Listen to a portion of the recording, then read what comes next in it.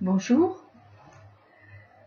Les trois quarts des populations occidentales se disent croyants, mais non pratiquants. Je ne sais pas ce qu'il veut dire et peut-être même sûrement, ils ne le savent pas eux-mêmes. Pourtant, ça a un sens. Et ce serait constructif si la personne se posait la question: quelle est ma croyance? Et qu'est-ce que je ne pratique pas?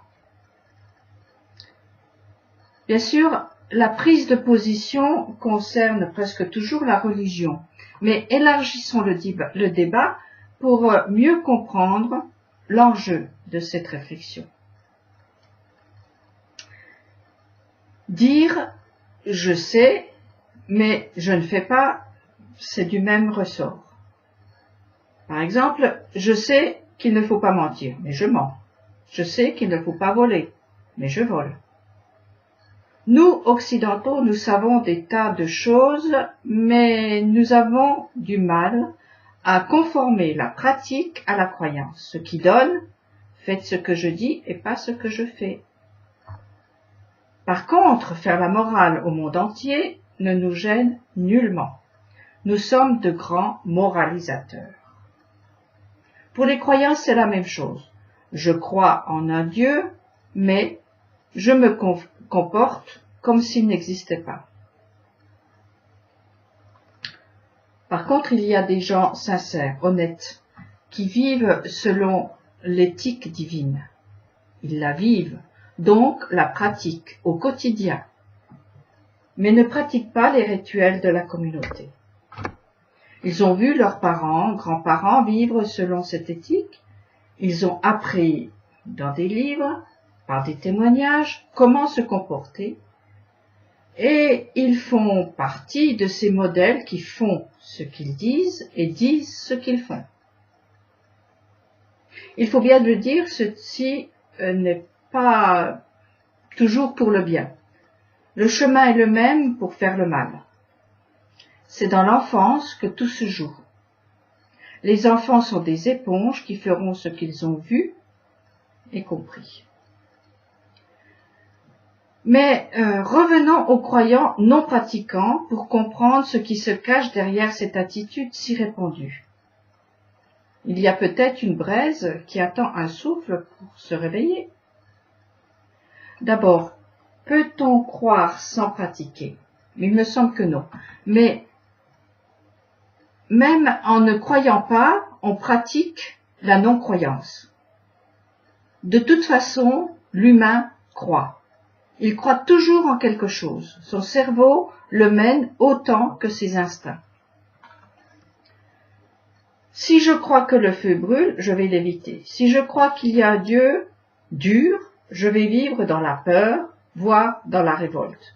Si je crois en un Dieu tout amour, je vais vivre selon mes désirs, mes plaisirs. Il me pardonnera toujours. Si je crois que Dieu n'existe pas, je vais vivre selon mes instincts, sans foi ni loi. Vous voyez, il y a de la place pour tout le monde. Et bien malin est celui ou celle qui pourra distinguer le bien du mal, le vrai du faux. Ce n'est d'ailleurs pas notre rôle, bien qu'il fasse faire des choix entre les deux. Notre rôle, qui est en même temps un défi, est de relier le ciel à la terre, l'esprit et la chair, la foi et les actions, le cerveau au cœur. Notre défi est de vivre dans cet entre-deux pour faire monter l'essence des choses et faire descendre la lumière du ciel. Alors, comment faire puisque nous n'avons pas d'ailes? Nous n'avons que nos jambes et nos bras. Il y a bien cette histoire d'un maître qui dit à son élève « Tu es un oiseau ». L'élève répond « Je n'ai pas d'ailes ». « Les mots sont tes ailes », lui réplique le maître. « Monte et élève-toi ». Faire monter l'essence des choses, qu'est-ce que ça veut dire? Pour moi, Ce qui peut monter, c'est le sens de l'acte que je fais, ma motivation. L'essence de l'acte se libère par le feu du désir qui le consume. Comme le sacrifice offert par Noé à la sortie de l'arche. Une bonne odeur s'en dégage si l'intention est pour la vie. Par contre, une odeur pestilentielle s'échappe de l'acte si l'intention est mauvaise. L'Éternel aspira la délectable odeur, est-il dit dans la Torah. Par l'action de l'homme, la matière inerte libère son essence et peut devenir une bonne odeur, c'est-à-dire donner du plaisir, de la joie, du bonheur. Quelque chose de bon se crée. Sans acte concret, rien ne monte. L'essence reste captive dans la matière. C'est ce qui arrive à ceux qui pensent beaucoup, mais n'agissent pas avec leur corps, selon leurs moyens. Il est important de comprendre le mécanisme suivant. La bonne odeur de l'action humaine ouvre les écluses des cieux et la terre est alors arrosée. Il faut ajouter la mauvaise odeur des mauvaises intentions provoque des déluges mortels. Oui, nous n'avons que nos jambes et nos bras, notre bouche pour parler. Ce sont les outils indispensables pour agir, dire, aller, porter, donner, recevoir. Les actes brûlants du désir d'agir pour en tirer l'essentiel de tout ce qui arrive permettent aux choses de sortir de leur écorce, de prendre sens, de devenir ainsi bénédiction, c'est-à-dire de faire descendre une pluie fécondante. Oui, nous n'avons que notre corps avec ses manques. Nous n'avons pas d'ailes, ni de nageoires, ni d'autres instruments extraordinaires. Mais nous pourrons tout si nos instruments sont bien ajustés et réceptifs aux intuitions qui guideront au mieux nos actions.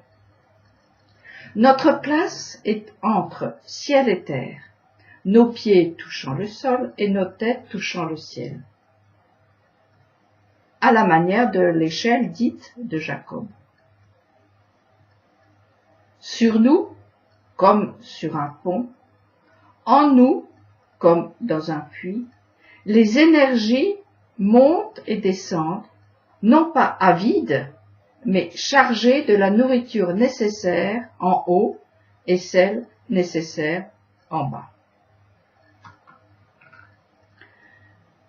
L'Adam est certes un arbre, mais sur un autre registre, il est un canal, pour ne pas dire un tuyau entre deux réserves.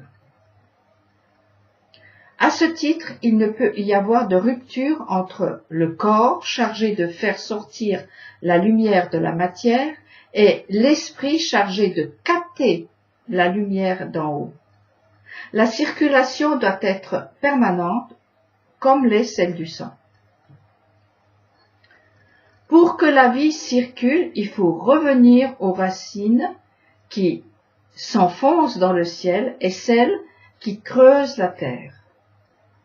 Être bien placé entre ces deux pôles et dire « Je peux, je suis, je crois et j'agis selon la volonté du Créateur et avec la force qu'il me donne. » Dire « Je crois mais ne suis pas pratiquant » ou dire « Je sais sans y croire par superstition ou par peur » c'est être comme une fleur coupée dans un vase. C'est éphémère et stérile.